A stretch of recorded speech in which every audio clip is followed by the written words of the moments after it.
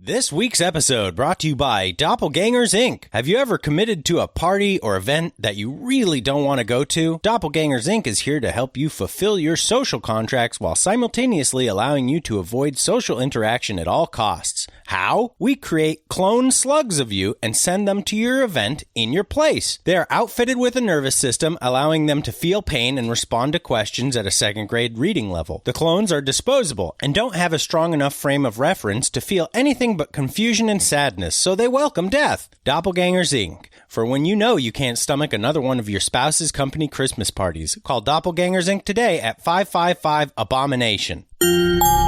Hello and welcome to Horror Movie Talk. An opinionated and accidentally funny horror movie review show. Go, go, go, go, go, go, go, go, go.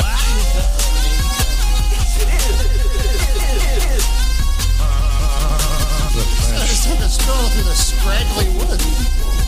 He had no face! Horror! Sabrina, don't just stare at it, eat it. New theatrical releases always get priority. But we also review older horror movies, both good and horrible.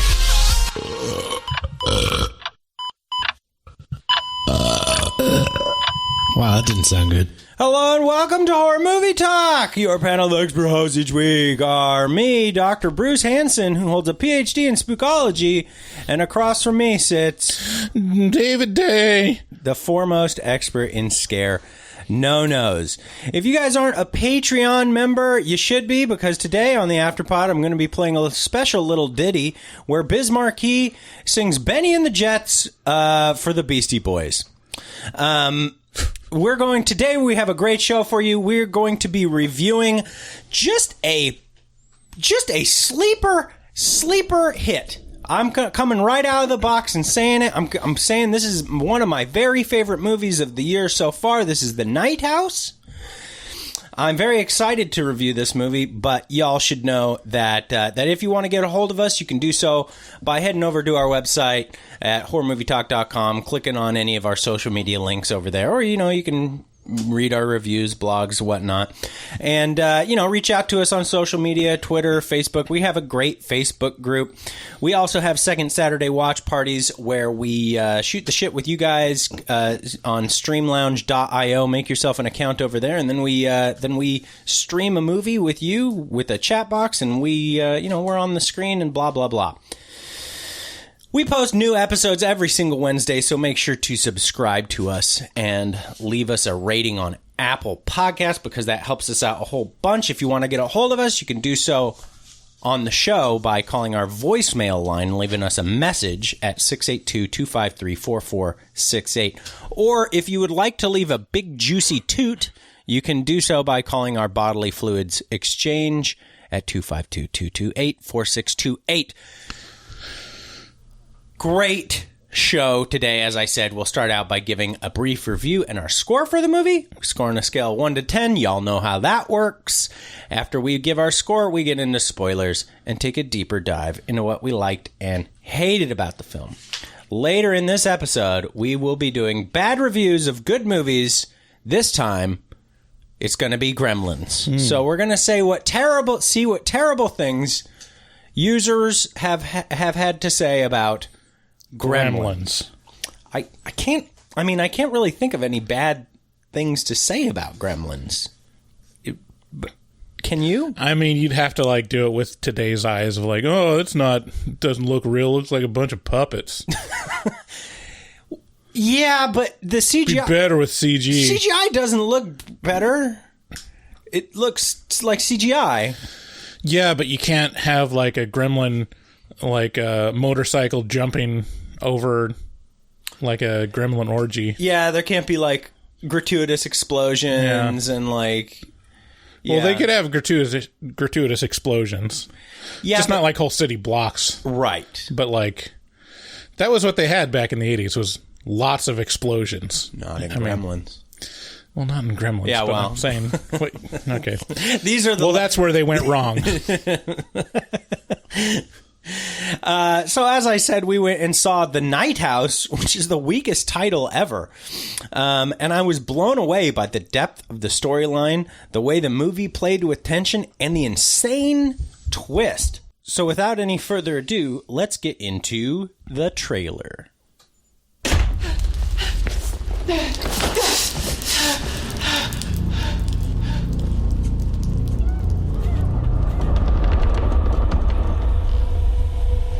All houses wherein men have lived and died are haunted houses. Through the open doors, the harmless phantoms on their errands glide, with feet that make no sound upon the floors. We meet them at the doorway, on the stair, along the passages they come and go. Impalpable impressions on the air, a sense of something moving to and fro.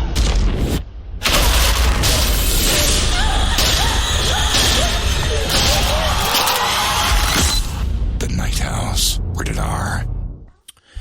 The Night House can be found in theaters right now, so head over to your local cinema and check it out. I would say, if this is a movie that after we give the synopsis and the review, if it sounds interesting to you, I would say don't listen to the spoilers section. Go out and check it out. Because what about you? Would you make that same recommendation? Yeah, this is one of those situations where, like, you should definitely go see it. It's one of those that sneaks under the radar, and it seems like a very innocuous movie. It feels like, okay, here's another generic thriller with a girl in a house.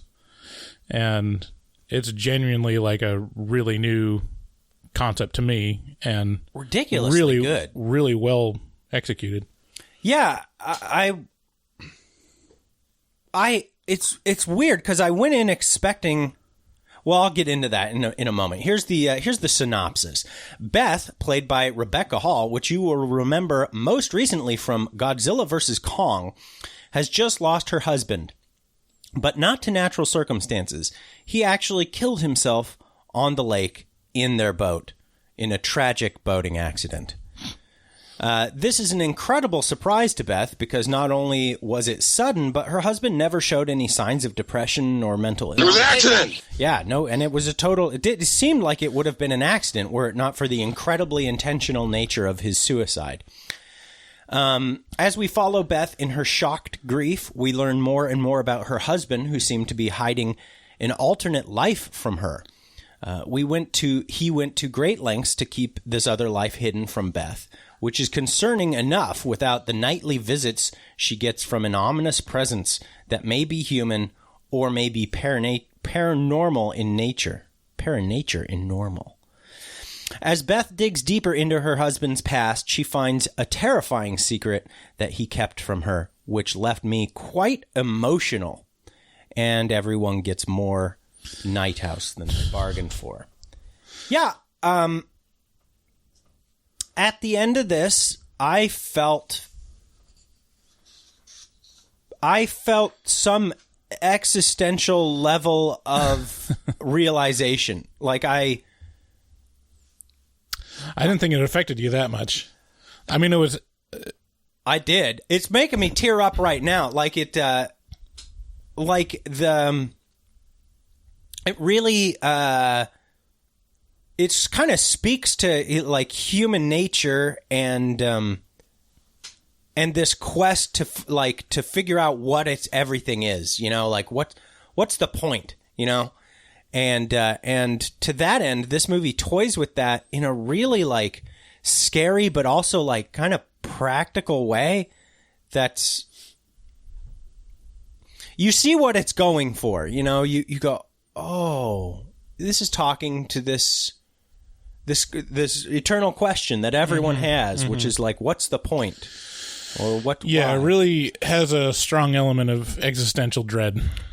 Yeah, exactly. My review for The Night House is It kind of came out of left field for me, like I said. I vaguely remember seeing the trailer before the theaters shut down, I believe, and not being impressed by the title or the portrayal of the story in the trailer. What I walked away from 2 days ago left me emotional, kind of scared, and somewhat enlightened.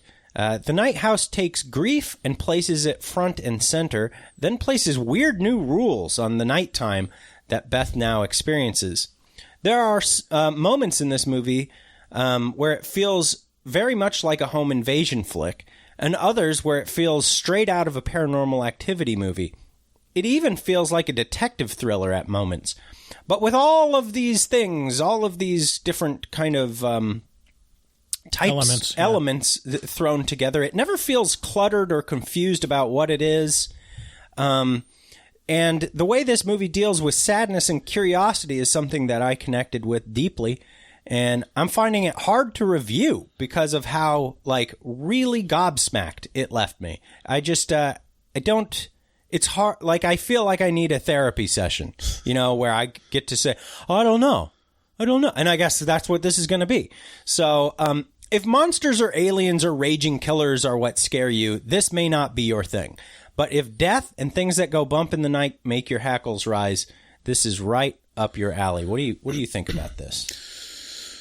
I would say if you like monsters, there's a monster element in this that's pretty cool. I mean, it's not a monster movie. Yeah, I think. Yeah, I just think about when I think about, like, it's more towards supernatural, definitely. Yeah, I always just go in my head. I go, would Bugsy like this?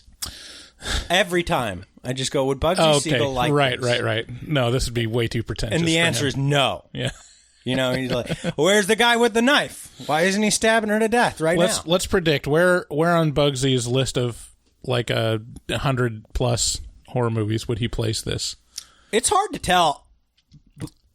I mean, Bugsy definitely. I mean, he shoves this list under your nose anytime you talk to him about anything, and he's like, "Look at it." So I should know, but I don't know. I feel like he'd put it somewhere in the middle. He'd just leave it in the average section. I'm gonna say 72 out of however many movies that he's. Well, without context, it's around 100. What?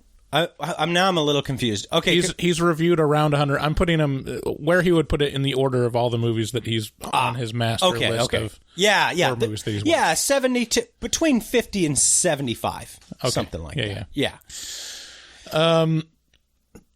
Yeah, this is one of those experiences where it's what I crave in the movie going experience of, like, being surprised. Yeah. And being pleasantly surprised to where you have no expectations for the movie or low expectations. Yes. But not only does it fulfill all the, expectations of a good movie, it, like, goes further than that. And it's like, wow, where did this come from? It's the same experience that I had with Hereditary. This is the closest experience that I can draw to Hereditary. Yeah. And even with Hereditary, I went into it knowing, like, okay, well, some of my respected movie reviewers really liked it, so it should actually be pretty good. But even then, it was like, holy shit, how did this first-time, like, feature filmmaker make that? Yeah. It's crazy. It is. And then watching this is kind of the same way. I was like, I don't know Rebecca Hall's work or any of this. Well, I guess this director was the same director that did The Ritual, which was very good, but this is way better than The Ritual, even. And I really like The Ritual. Yeah, this is this is directed by David Bruckner, and like you said, he did The Ritual. He did VHS. Yeah. Which is a pretty good. Isn't that a anthology movie? One? Did he do all of them, or did he just, like, do a? It's a found footage anthology movie. I don't know section of it. He no. Oh yeah, he did a segment in it. Yeah, good call. He did Amateur Night. So I mean, it's a good director, but not like a known name necessarily. He's the one doing the Hellraiser reboot. Yeah, which will be interesting. I mean, for next year. This movie has all the things that I look for, which is an emotional core. Yeah. Exploring deeper concepts and emotions in the horror genre, and really just being really well directed in terms of like setting up the dread, holding the tension, just like setting a big ball of tension in your lap and being like, well, you hold that for a while and just hold it.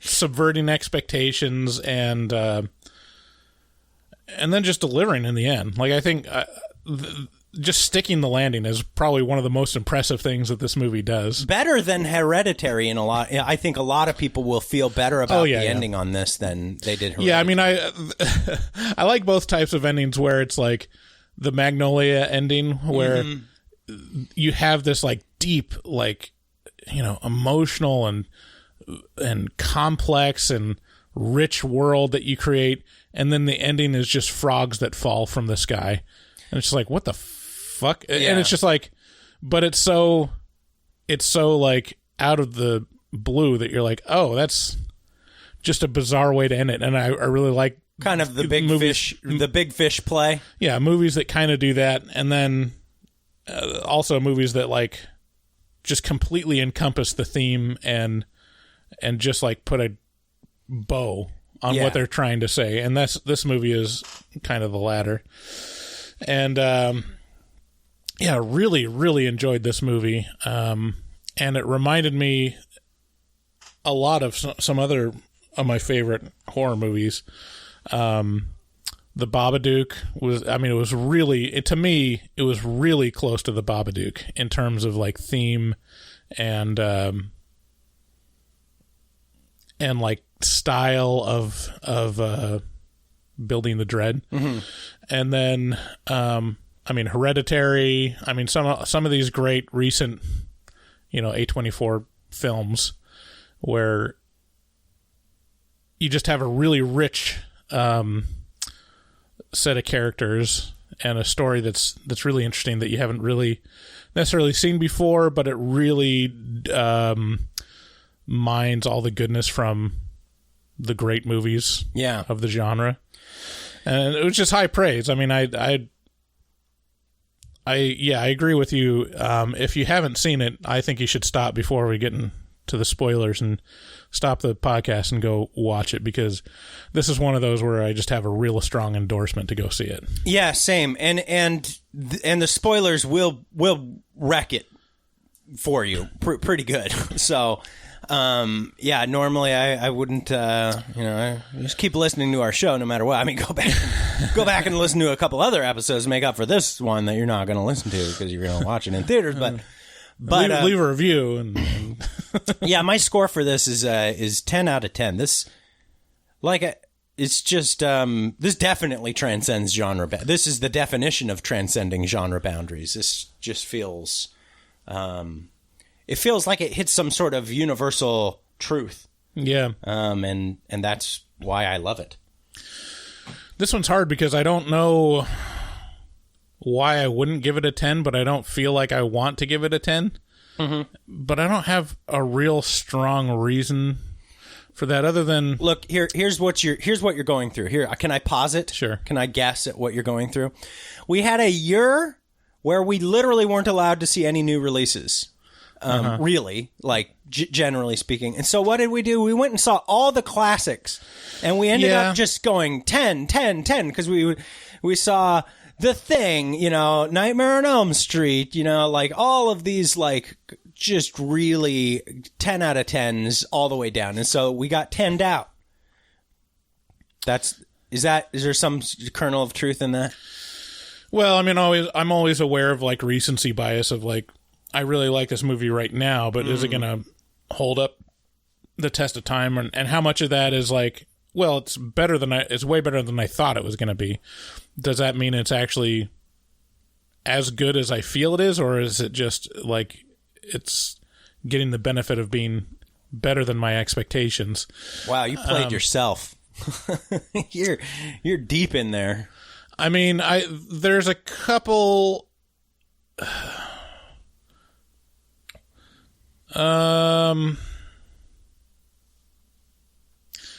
No, I mean, I'll give it a 10 out of 10.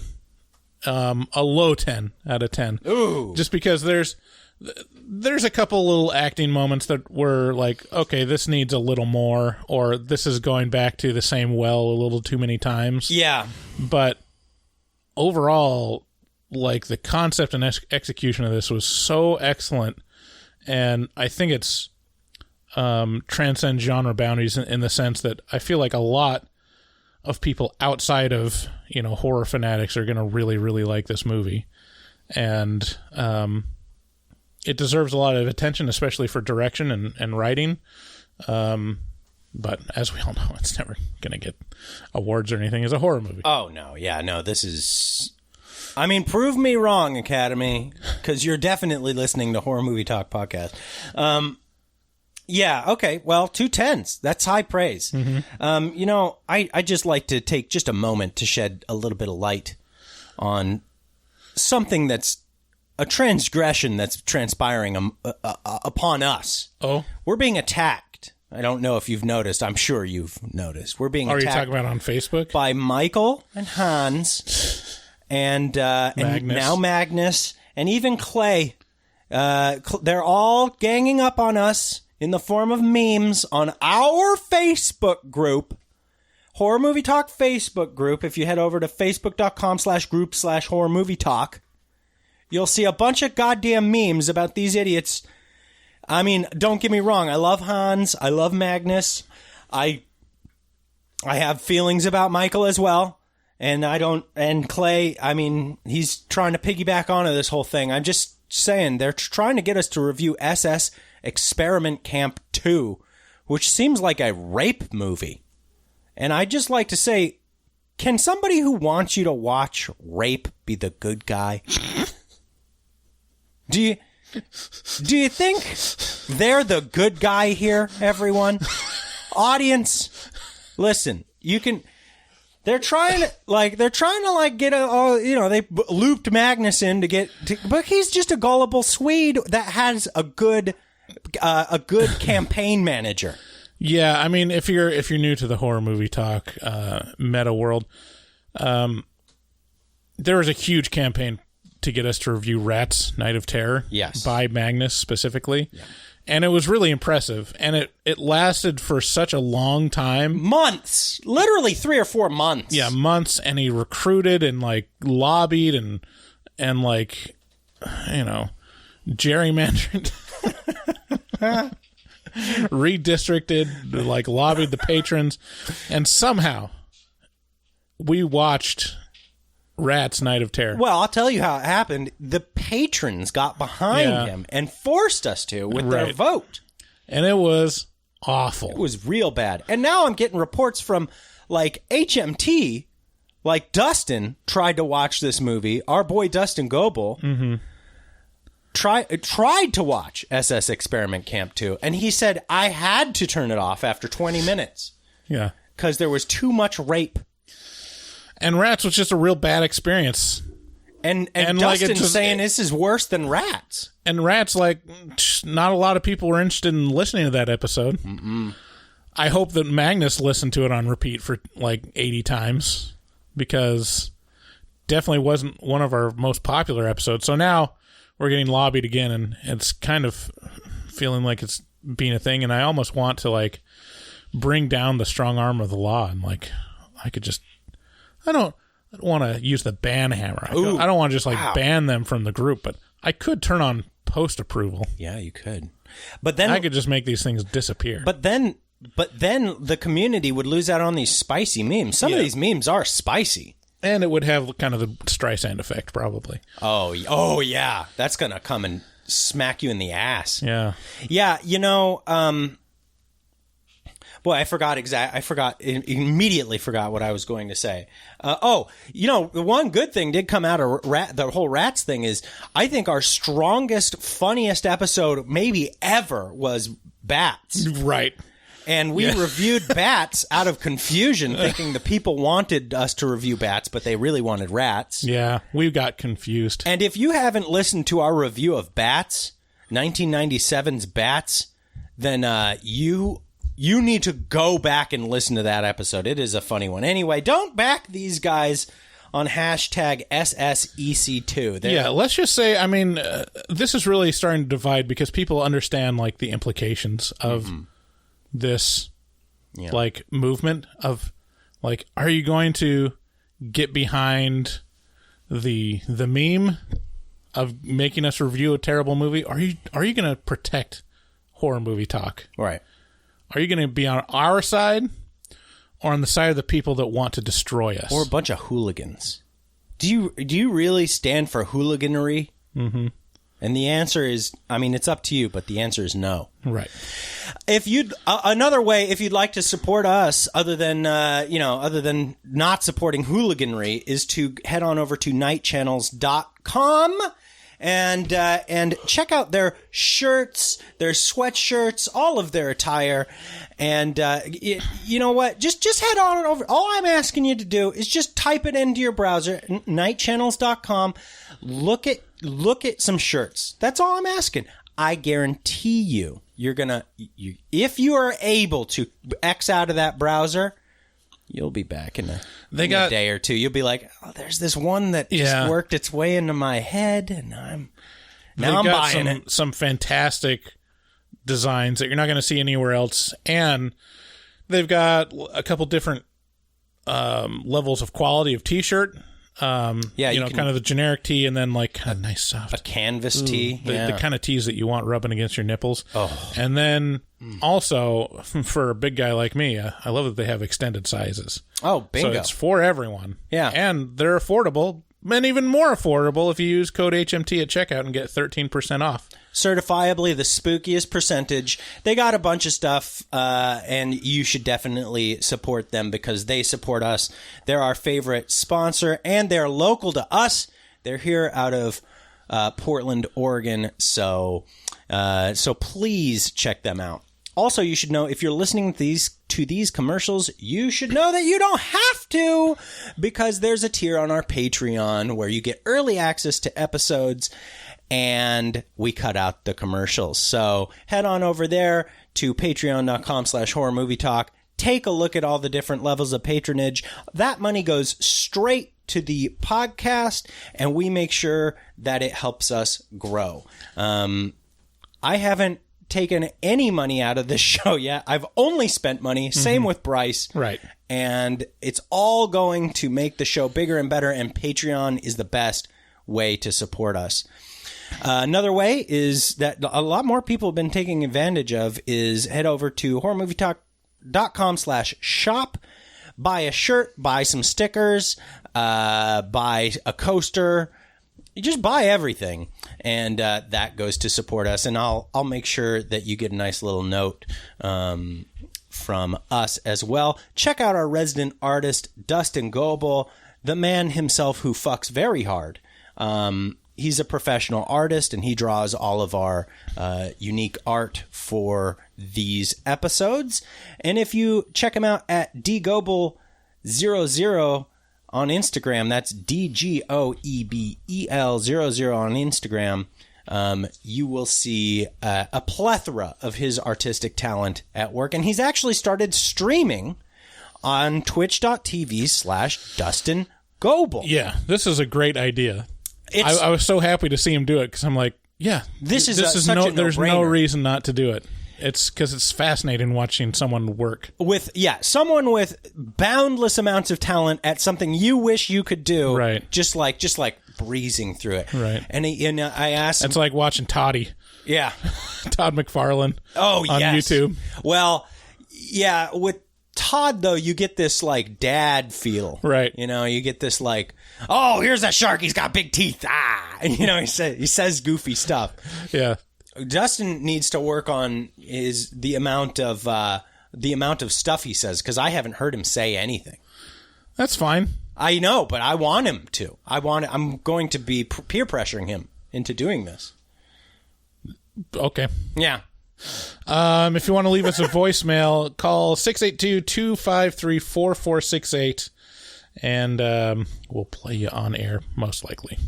So with that, thanks for listening. Let's get into spoilers.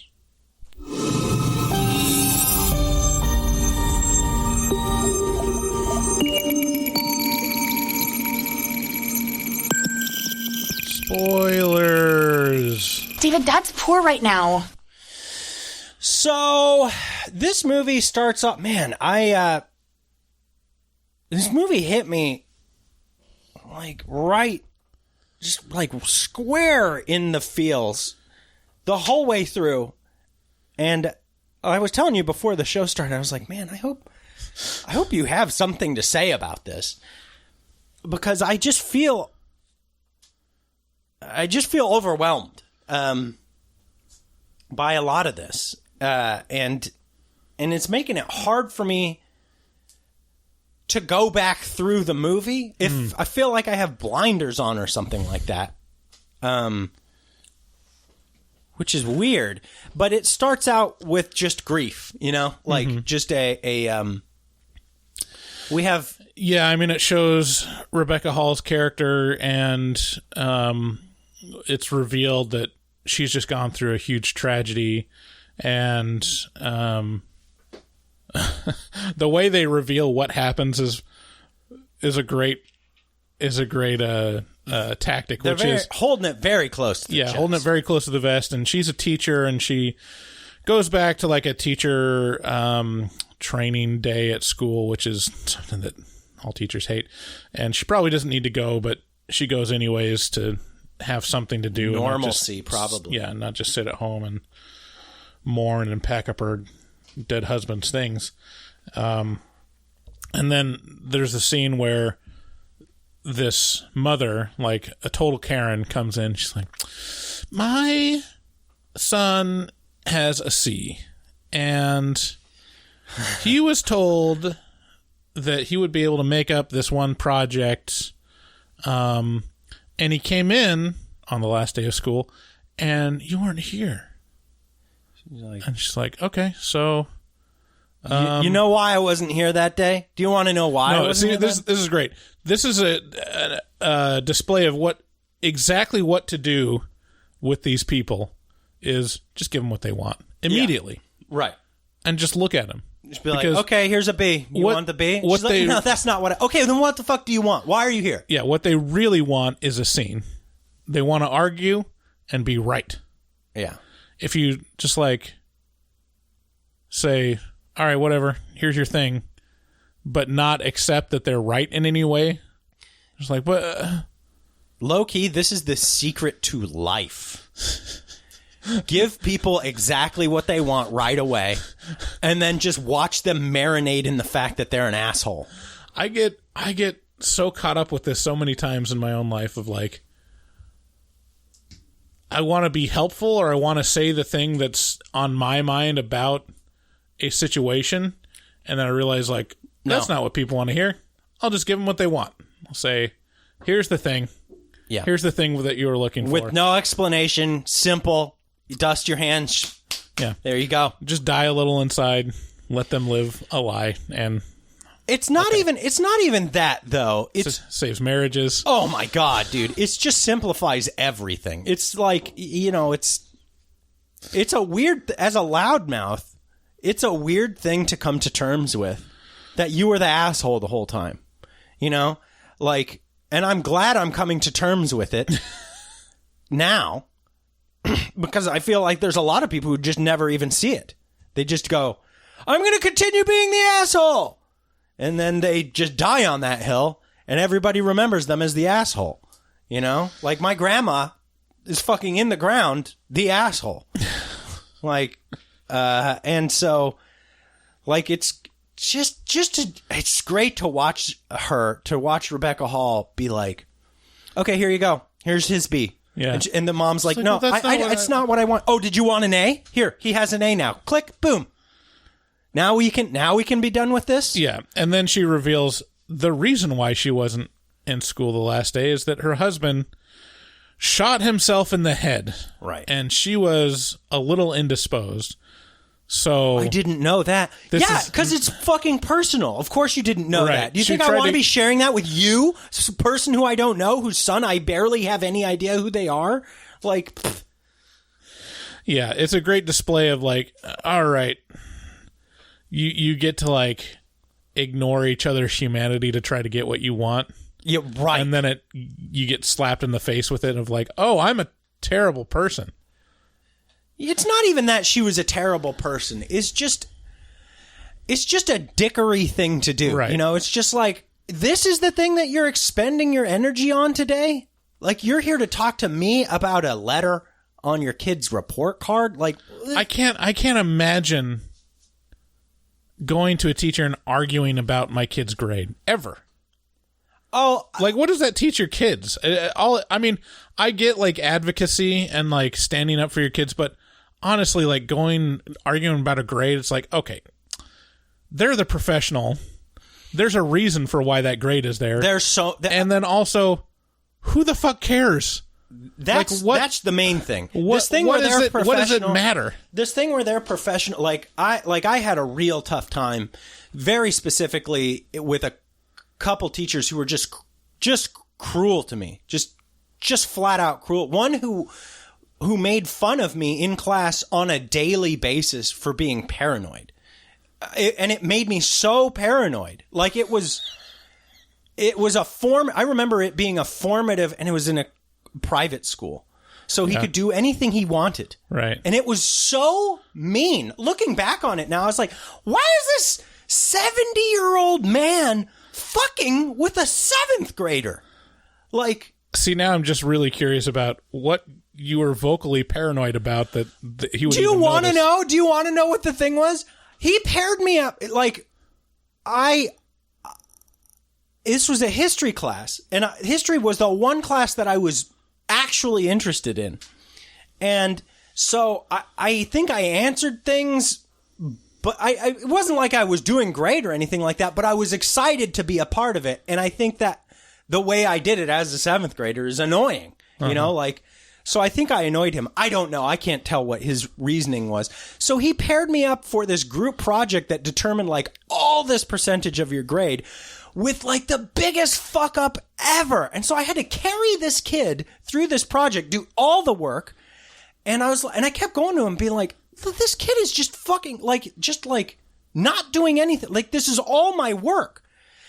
And he'd just go, oh, you're paranoid. You think he's not doing anything. I was like, no, objectively, he's not doing anything. I'm telling you, like, this is like, you did this to me. Like, why?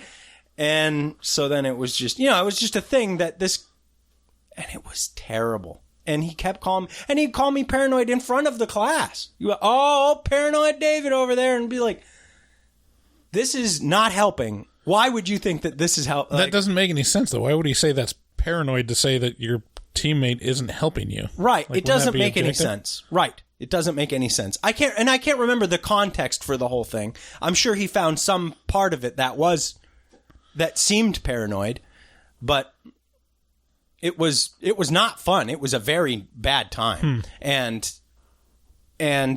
this school had a lot of problems. Yeah. A lot of problems. Like, they were like against they were teaching science that claimed that evolution, 7,000-year-old Earth kind of thing. Yeah, evolution wasn't real. And I was like, I kept raising my hand in the science class being like, what? So like there were packs of wiener dogs running around? Like, no, that's breeding. And I was like, what the fuck is evolution if it's not breeding? And just like asking these basic questions got me in a lot of trouble. Yeah. And so I don't know. I can see where sticking up for your kid. I would have loved if my parents had stuck up for me.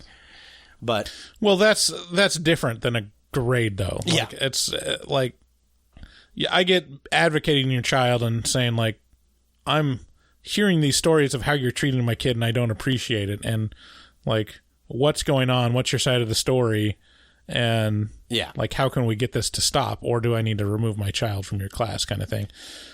But saying like, you graded this paper as a B. Yeah, like he worked all night on this paper and it's well researched. Yeah. And I want you to show me what about other papers received an A that my son didn't? And that's that's a asinine. non-starter. So anyways, that's how it's revealed. And then the main story is her going through his things and discovering that he has a secret life. He's an architect. Outside of their life that involves other women. Like, it's slowly revealed that for some reason he has a bunch of pictures of other women that look almost so, but not quite entirely unlike her. So close to her. You know, like, he got the meta just right. Like, from the back, almost impossible to tell unless you knew that she didn't own that blouse. You know, the casting person in this movie just put out a call for a Rebecca Hall type. Yeah, well, they clearly had the same taste in women that I do. It was like, brunette and kind of angsty. So that's what the majority of the film is her being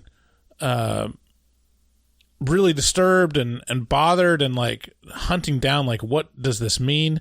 And then the real story of what the movie is kind of funny because she like stumbles across like, here's what this is all about, and she's like, who cares about that shit? And then just like throws that stuff in the trash, like the books about the labyrinth and the occult stuff. Yeah. Oh, that's weird. He's got a fetish with the paranormal. He's got a weird mirror blueprint of our house. All right. Yeah, so he's an architect, and so he has, obviously, if you know any architects, they just have plethoras of drawings. Mm-hmm. And so she finds this book with like kind of like delves into like weird incantation-y bullshit. And like a mirrored floor plan of their house. It's got like labyrinth, and the implication is that you're trying to deceive or trick or trap a spirit, malevolent force, right, of some sort. And she gets more and more obsessed with the women. Yeah, the women, and tracking down like what was he doing with these women and what was the secret life. And she keeps stumbling across other stuff. In the meantime, she's having these every night in the meantime is just like ape shit insanity. Yeah.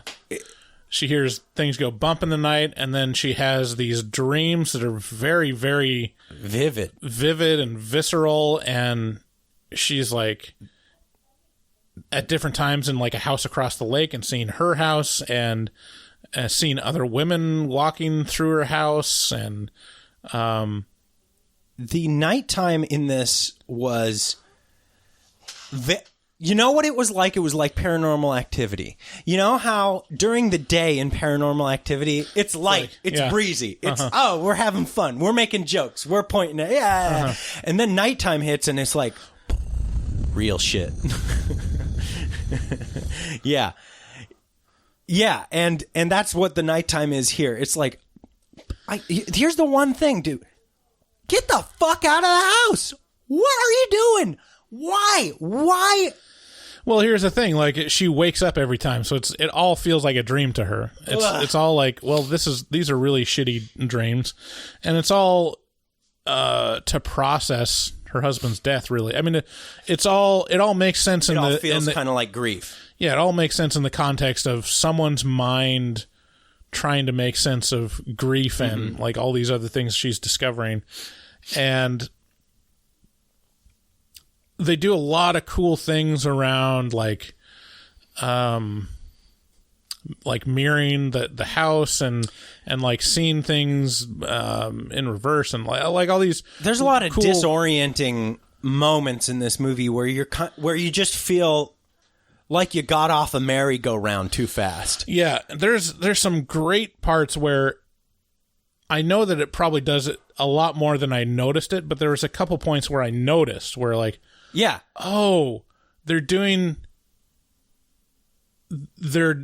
stuff with shots to specifically disorient you. Right. So she like goes up these stairs and then walks up in the door. Turns one way, and then the camera will be at a weird angle that'll make you go, wait, I thought she turned that way. Because she looks at a thing, and then reverse shot to her, and then back to where she looked, and everything's mirrored, like, subtly. Like, you honestly, like Meryl from Minnesota isn't going to notice, but if you're like, notice, she'll notice subliminally. She'll be thrown off, and that's a lot of what this movie did to me. I was like, what is happening? I couldn't quite put my finger on the weird sense of like being thrown off. Right.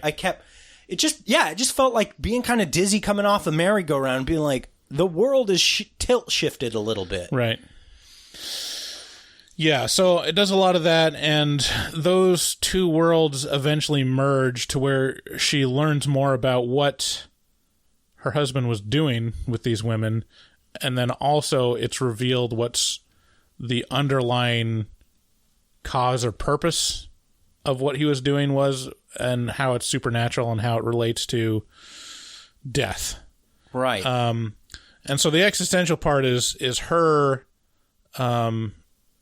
many years dealing with death and talking about her experience and the difference in philosophies between her and her husband, which is years and years ago she got in a horrible car wreck and actually died for 4 minutes. Yeah, on the ER table or whatever it is. And her, everyone asked her if there was a light at the end of the tunnel, and specifically her husband asked her. Yeah, and and her answer was that there's nothing. There's no the way. This is great. I loved this line that they said, that she said, there's no light at the end of the tunnel. There's no light. There's just tunnel. Just tunnel. Which is like, whew. Yeah. Just that line is like, wow, I don't want to feel that feeling right now. And that's what they do for the rest of the movie is try to portray that as the monster. Right. Of like, the tunnel is the monster, Yeah, the nothing. The nothing. It's the return of the never-ending story. Yeah. So, and her husband is the opposite. He believes in an afterlife, and it feels like. And then he leaves this really kind of cryptic note to her as a suicide note that says, I can't remember exactly what it says. I have it written down here. Suicide note says, "You are right. There was nothing. Nothing is after you. You're safe now." Now, so it's a cryptic note, and at first read you go, nothing is after you. Okay, whew, you're safe now. But what it really ends up meaning is there is a thing out there, a thing named nothing, the nothingness, like death or something like that. Yeah, It's this weird like haiku, where you can take it any number of ways. You can say like, "There's nothing after you," or that you could say, "There's nothing after you. Nothing is after you." Yeah, there's nothing after you.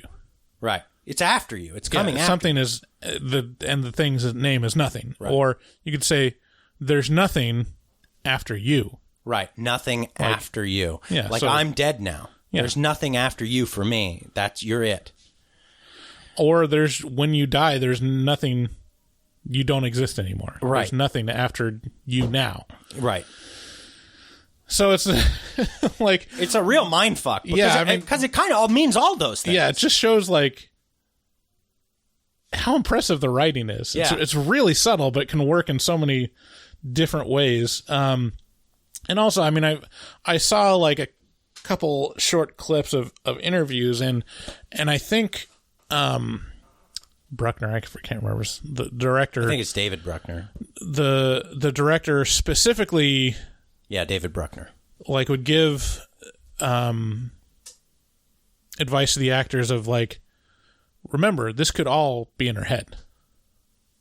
Mm-hmm. So that's also an option. Like, you could also analyze this movie as like, none of this is real.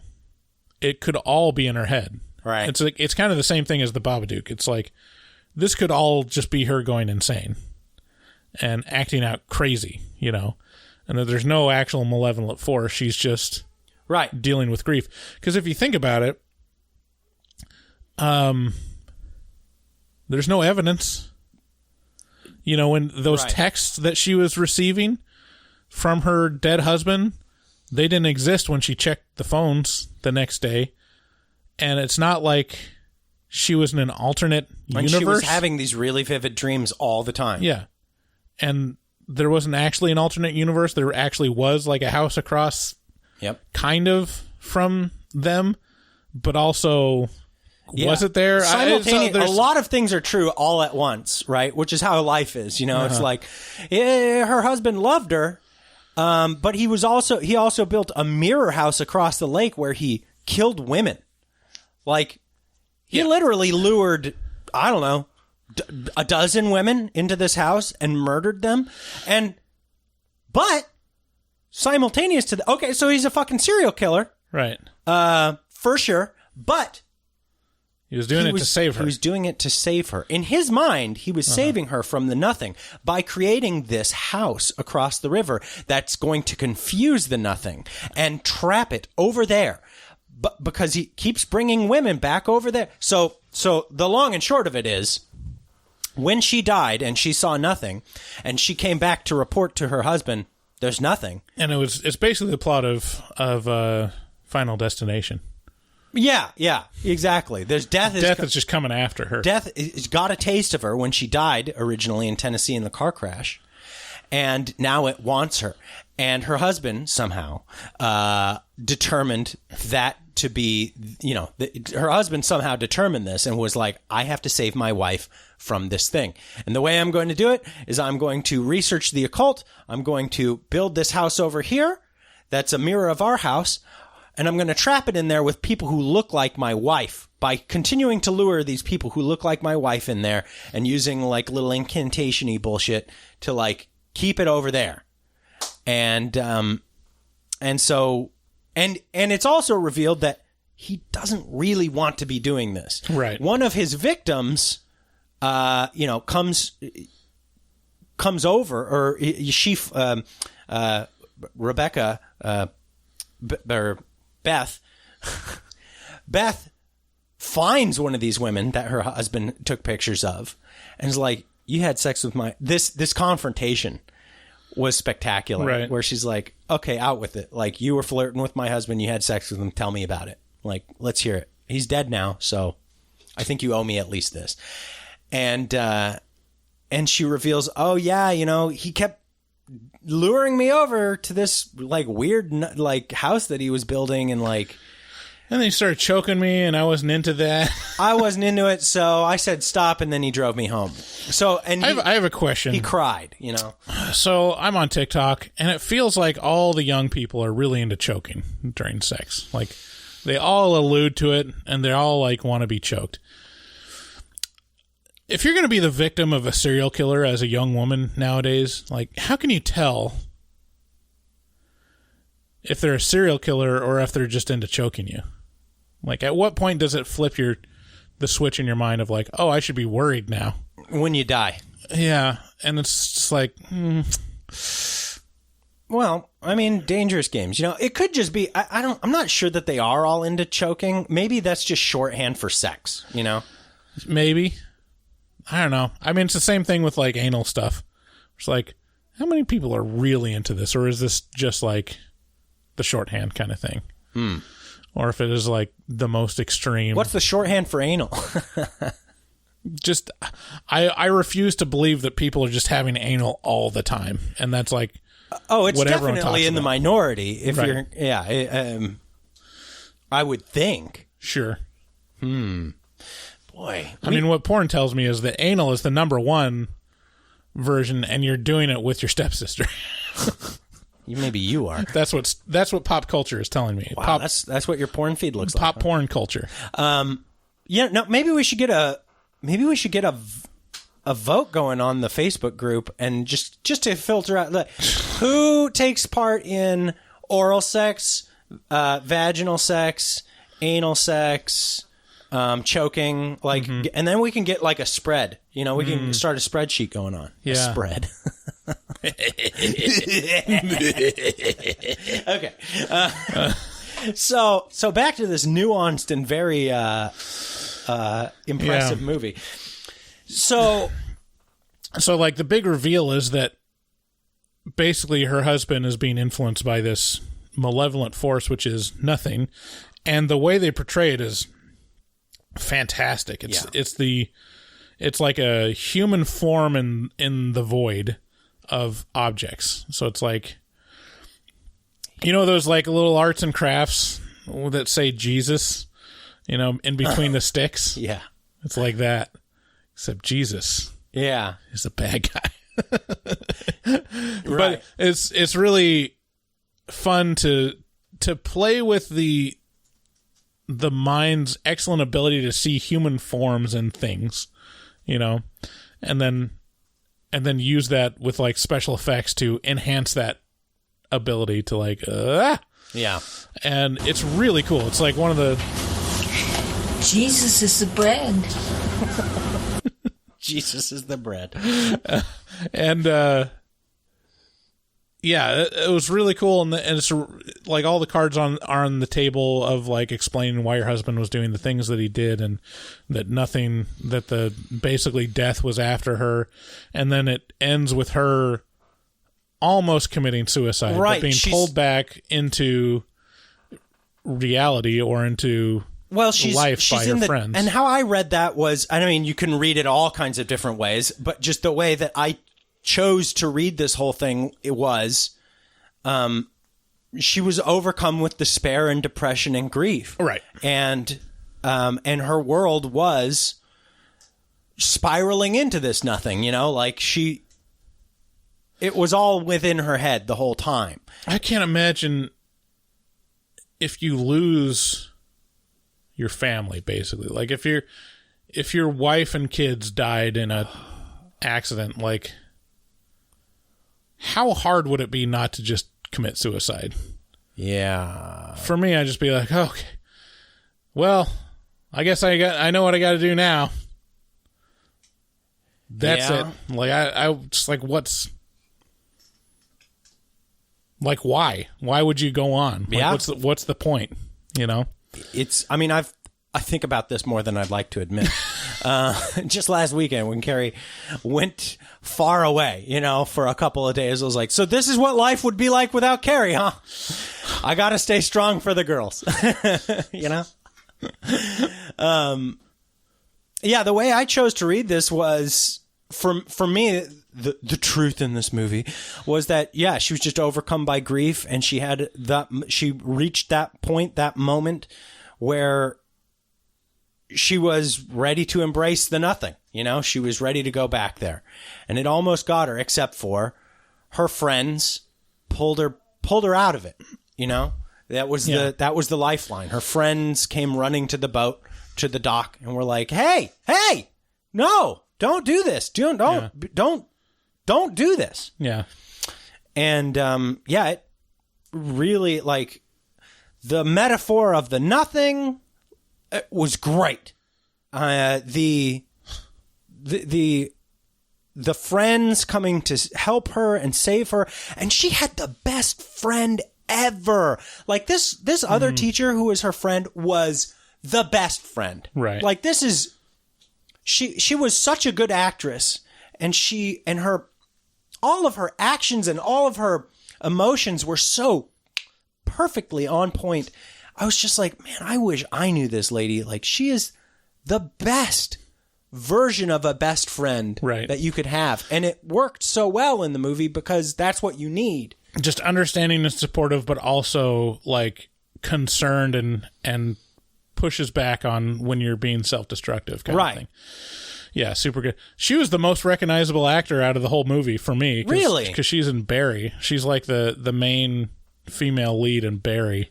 Oh. Which is a fantastic show that you should see if you haven't watched it. Sarah Goldberg as Claire in this movie. But yeah, I mean, I got to say, Rebecca Hall like carried this movie. Like her performance was fantastic, and really like a pretty unique character, and basically how ballsy she was. You know, consistently like not giving a fuck. Yeah, especially after like she's lost everything. Which is an obvious path that you can take. Yeah. If you've lost everything. I mean, it's one of the paths. Yeah. Right. Let's take a minute to talk about... I'm sorry, did you have something you were going to... I just saw one of your bullet points was haunted crown molding. Yeah. Smiling at that. The house definitely seems haunted, which, again, something believable that you might experience following you feel like the place where you experience life together is cursed somehow. But let's take a minute, because we have not done any justice to the scares in this. Yeah, so this is probably one of the most impressive things in the filmmaking aspects of it, or the directing aspects, where you're so trained with The Conjuring, yeah, and movies of that ilk of setting up the jump scare and delivering, right? And this delays it so far, and fakes you out so many times, where it's just that perfect feeling of dread. Yeah. And it's not okay, that's what it is.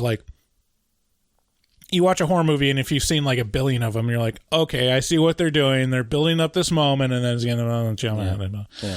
This one, I honestly didn't know what was coming next. I could not foretell when something was coming, Right. or if it was coming, or what it was going to be. Very restrained.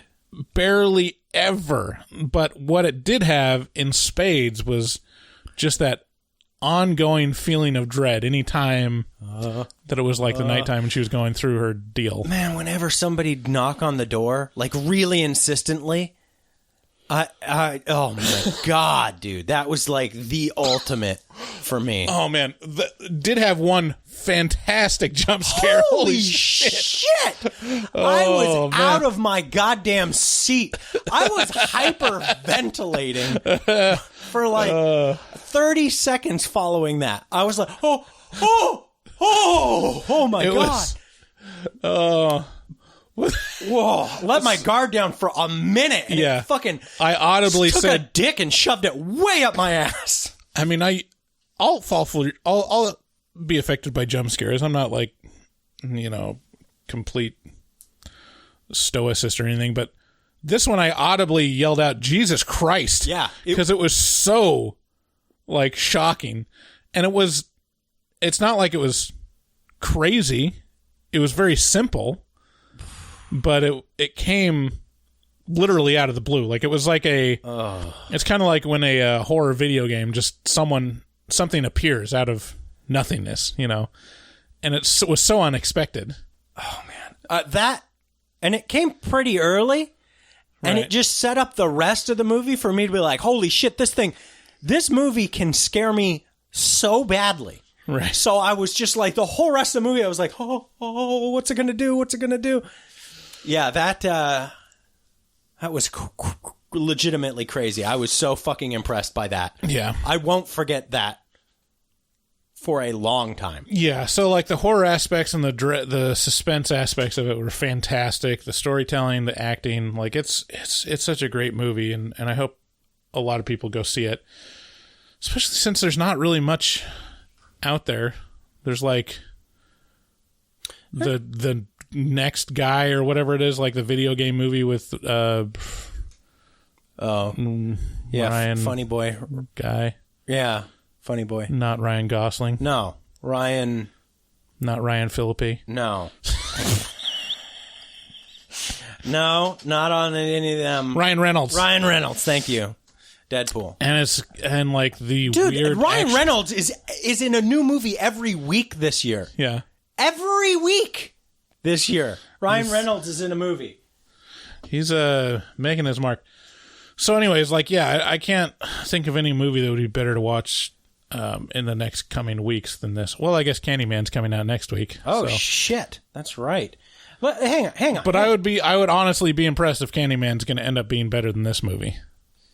Candyman's going to end up being better. Yeah, it would surprise me. You'd have to make a really, really good motherfucking movie. And if anybody's capable of doing that, Peele is. But, okay, so here's what Ryan Reynolds is in just this year. Free Guy, Hitman's Wife's Bodyguard, which has a stupid first act and then is a hilarious second act. The Croods: A New Age, which my kids love. And that's it. Wait, I feel like there's more. Anyway, I guess not. He's in a bunch of Pokemon movies. What the fuck? Anywho. So, yeah, I mean, there's just a lot of really cool things about this movie, and yeah. Go see it, in my opinion. Yeah. And with that, let's get into bad reviews for good movies, Gremlins edition. Okay, so this is a bit where we pull up Google user reviews of a certifiably spectacular movie. I mean, it's universally loved, Gremlins. 1984, and then we read the bad ones primarily. Boy, got loud in here. Sorry. So let's see here. First review is by Morgan Evans, 1 star. When I was a child, my dad brought this movie home for us to watch, and I wish he didn't. I watched half of the movie and immediately ran out of the room. I ended up forgetting about the movie because we threw away to CD. But in 2nd grade, something happened.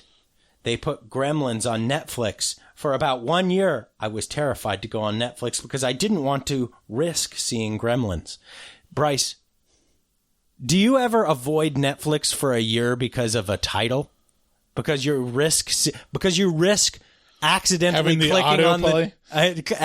clicking on the title and then being forced to sit through an hour and a half? I knew they weren't real, but the sight of them terrified me, including the small furry ones. My sister one time was on Netflix and I turned my head in case she passed the movie and she said, "I am done." And I turned my head and boom, Gremlins. I was deeply terrified. I have never been that terrified in my life. I won't watch the movie again, even though I am not scared anymore. But I don't recommend you to watch this movie at all. 1 star. Wow. That's an interesting stance. Just turning your head anytime the movie shows up. That's kind of like you with Ghoulies. When you would walk into the movie store, you'd see that Ghoulies cassette and you'd be like, can't do it. Can't do it. Specifically if I went into the bathroom. So Can't sit on that Ghoulie toilet. Oh, go ahead. You got one? Agnes Nakawunda says, I got to say, this movie gives me nightmares. I watched this since grade 4, and I promised myself never in my life will I watch this again. This deserves a 1 out of 5. Sorry for all the Gremlin movie fans out there. Thanks, Agnes. So she said it gives her nightmares, and she's watched it since 4th grade. 1 out of 5. You know, why would you watch a movie over and over again that you didn't like? Bryce, I don't know why I like this bit, but I do. I think because it shows it. I think because I feel like it showcases stupid people. You know, it's like, oh, these. So it like vindicates my position on the movie. Yeah, that's the thing. Like 5-star reviews do that too. Like you can see 5-star reviews for just the worst movies with the awful opinions, but it's distilled in the 1-star reviews. Yes, every single for one. good movies. Yeah, Ye Master 990 says 1 star. The Gremlins have invaded my school. They have taken the new cafeteria from us. My evidence is that my school's lunch, otherwise known as Sodexo, has been destroyed. People are dying to this cause. I can back this up by saying that the Gremlins are horrible. Gremlins are very horrible. They are ruining my life experience. They are making me do a horrible disease named coronavirus, Ebola, and cancer. As a conclusion, I can say that Gremlins are gay. I feel like he had a stroke halfway through that. He says that Gremlins are gay. Maddie Oliva 2 weeks ago gives it 1 star. She says, I have never watched this film before. I have seen comments on how scary it is, so I won't be watching this film. Thank you very much. So many 1-star reviews are, I've never seen this film and I never will. 1 star. This is why... Which is a testament to when people review us. How much people think their opinion matters. Yeah, oh, this burns deeply when you say that out loud. Yeah. My opinion does matter, though, Bryce. It doesn't. Oh. My opinion doesn't matter. Actually, no. That opinion that you just had, that doesn't matter. It doesn't. What it is, we have a podcast, so our opinion matters. Is that how that works? We're professional movie reviewers now. The bar to entry to podcasting is so high. We're professional. Jonah L says 1 star. I wanted to watch 1984 version of the movie and not 2017 one, so beware. What you get here is not the cute horror with Gizmo, but a disgusting one that I don't recommend watching to anyone, even those that like bloody horrors. There is no 2017 one. What are they talking about? Joanna is confused because she's leaving this review on the 1984 Gremlins. Alina Rodriguez. Is it me or is a lot of these? Okay, never mind. I know where you're going with this. It was a lot so of scary. women. It was so scary when I was little. Now that I've seen enough videos, I think Gizmo is too cute. 1 star. 1 star. Tyler B says, my friend Andrew said it was a funny movie, but it's supposed to be scary. We don't like moms microwaving gremlins. Wow, Tyler, 1 star for that? Seems a little far. Pancaked Cats says, this is scary. The gremlins have ruined my bus services and have eaten my friends. Help. All right, it's just... These people have too much time on their hands. I'm moving to 3-star reviews. I feel like anyone... Okay, Okay, I'm going to get into a thing now. Because I'm slowly realizing how old I am and how my view is different than modern internet users. Which is like... Zoomers. I've never gotten behind, like, I've got to leave a review and build up my catalog of reviews to where these sites like... what's that site? The film review site where it just catalogs your own reviews of movies. Oh, yeah. Film Dio. Something. Anyways, like, it's one of those, and it's almost made for us specifically because we're movie reviewers. And so if we wanted to keep track of what our scores and what we said about the movies, we could do it on there. It happens that we have a website that does that. But like doing that or going on Amazon and leaving product reviews or going on IMDb and leaving reviews, like, I don't have enough time in my day to record all of my opinions on things. Like, it really has to be like, even the worst service I've ever gotten, even like the worst like experience, the hell that I had with like restoring my house after water damage. Like, it was literally just the worst thing that could happen at all stages. And I was like, I'm going to leave such a bad review, and I just never did. So who gives a fuck? Oh, I do. You know, specifically the thing that I use it most commonly for is, you know, so Google reviews. If you want to help or hurt a local business, you can do so with a Google review, right? Specifically, right. And I have a no soliciting sign on my door. Just don't fucking knock on my door with your bullshit. I don't want to hear it. Yeah, there's bugs. I like the bugs. I like them. Some fucking super handsome 19-year-old kid comes zooming up on a goddamn scooter. Hey, you have spiders. And it's like, yeah, it's by design. The spiders keep the bugs out. Knock, knock, knock. Hey, I know it says, I would be talking to your neighbor. Like, I don't talk to them either. Why are you, get the fuck out of here. And then I go, well, no, first I go, what's your name? What's the company you work for? Thanks. Now I'm going to leave some shitty review on your website that says, I don't use this service, but they don't have any respect for no soliciting signs. Don't hire them. Yeah. So it's just such a non-starter. And it's the same thing with like the parent that goes in to argue about a letter grade. It's like, I don't care enough. Yeah.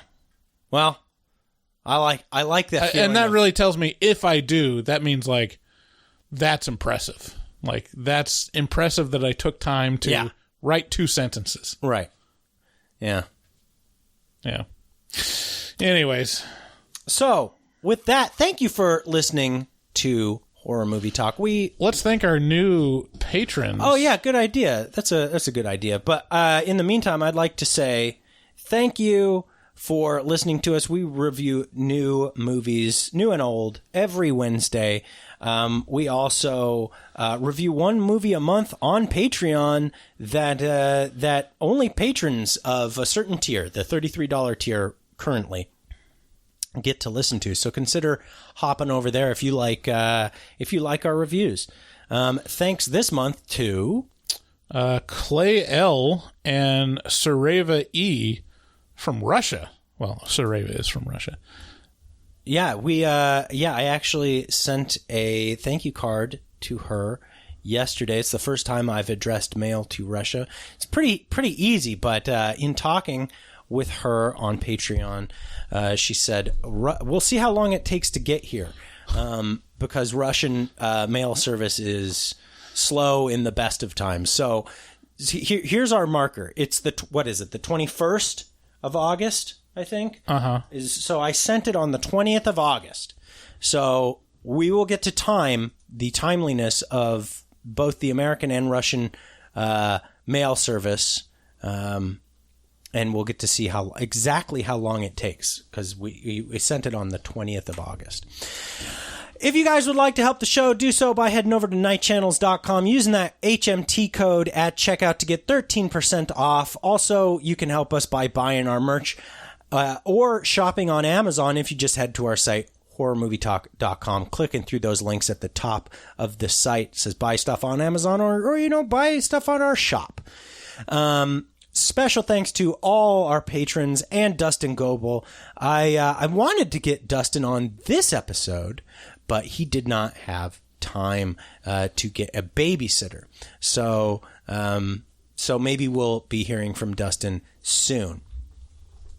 Big thanks to everyone. If you'd like to get a hold of the show, get on our horror movie horrors segment. You can do so by calling 682-253-4468. You guys have a great week. Horrors. Have a great week. We love you. Bye-bye. Bye. Looking for a podcast full of burps and gas, perverted cast, skinny and fat? Look no further. Horror Movie Talk is accidentally funny, begs to donate money, fake sponsors for dummies, and so much more. New episodes every hump day. They'll pickle your dickle for foreplay. Patreon members have it your way. Vote for a movie every month for the review. Choppa choppa, don't just stare at it, eat it like a taco. Put your tongue through the phone, hoodie, Picasso. Look at them hot kids, swear not a pedo. Got me too'd with Cosby eating Jello. Pudding Pops done gave Bryce flatulence. Drain addict Dave doesn't give a shit. 1 through 10, is it horrible or excellent? Oil me up, daddy, is dinner rum. Pretend kiss, Bryce Hansen. Look at them hot kids, Chris Henson. Masturbate with a crucifix, exorcist. Face huggers, chest bursters, alien. Linda Blair peed on Sigourney Weaver. I know it's true cause it came from social media. Patrick Bateman can't understand you. Stab you to death for rotten apple reviews. Opinionated podcaster with a doctorate. Spookology, doctor of philosophy. Bad gastritis, need colostomy. Turn Patreons into human centipedes. David Doobie Day, scare him, no expert. And Goebel fucks hard, professional sexpert. Afterpod taglines and porno flicks. American Psycho, them guys pretty sick. Choppa choppa, don't just stare at it, eat it like a taco. Put your tongue through the phone, hoodie, Picasso. Look at them hot kids, swear not a pedo. Got me too'd with Cosby eating Jello.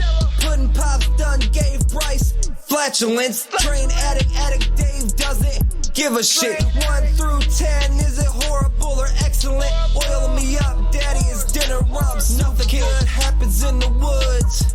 Always get more than you bargain for. Got a pickle to dickle, machines tickle biddies. Killer on the phone, ain't no sharing stove.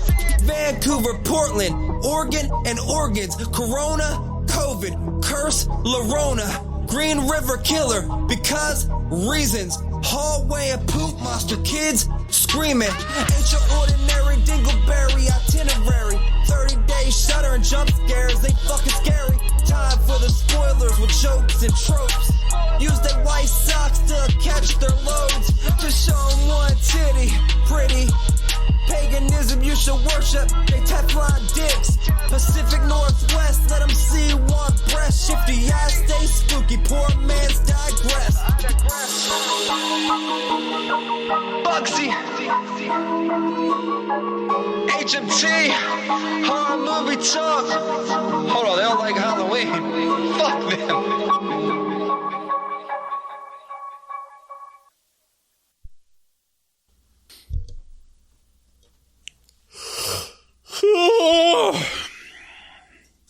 We didn't have very many voice calls.